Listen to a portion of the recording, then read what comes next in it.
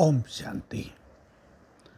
हमें एक बहुत सुंदर लक्ष्य अपनी बुद्धि में रखना है कि हमें अपनी बुद्धि को पवित्र बनाना है।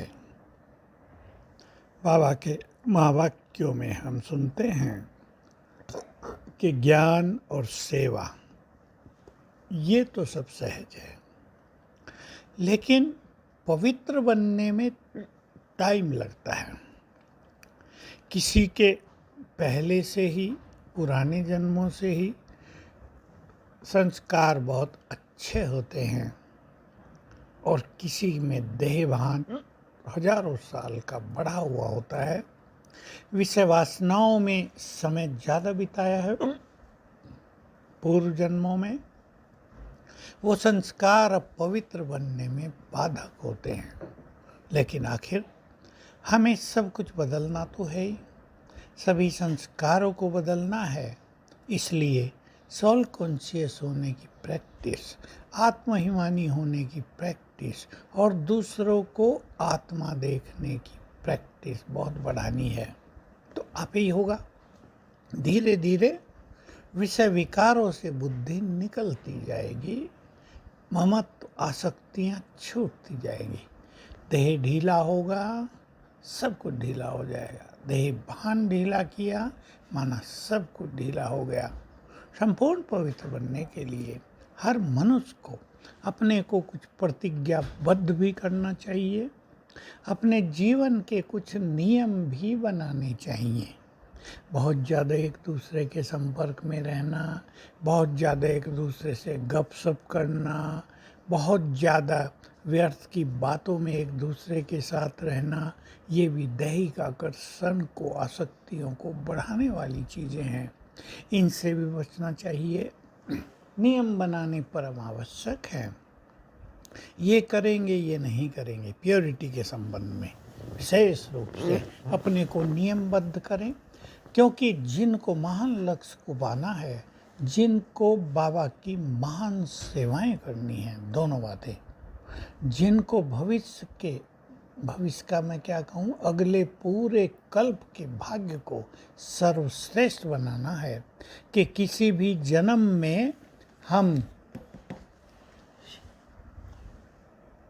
किसी भी चीज़ का अभाव महसूस न करें। बहुत इम्पोर्टेंट चीज़ है।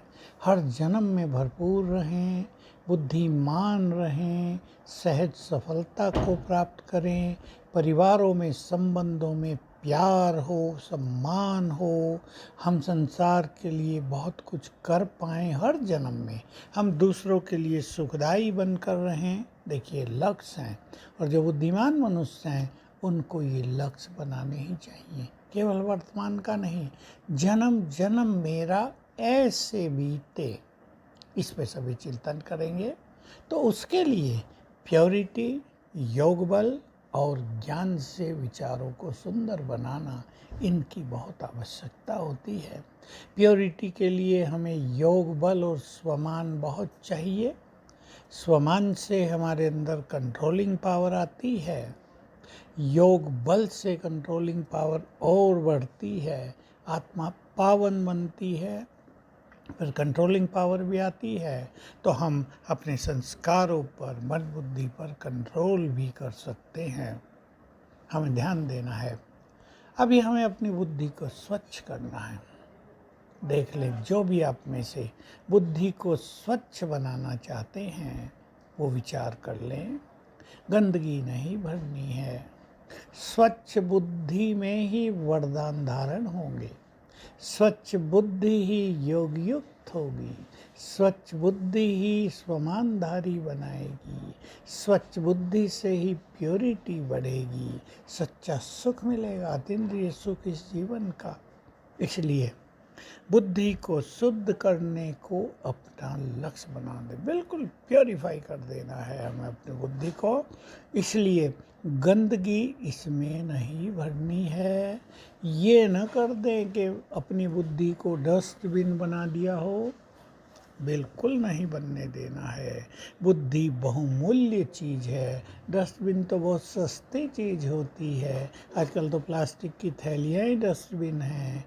हमारी बुद्धि अनमोल बहुमूल्य, उसमें हमें ज्ञान के हीरे मोती, पवित्रता का बल और बहुत सुंदर सुंदर चीज़ें भरनी हैं। तो बुद्धि को स्वच्छ करने को अपना लक्ष्य बना लें। ओम शांति।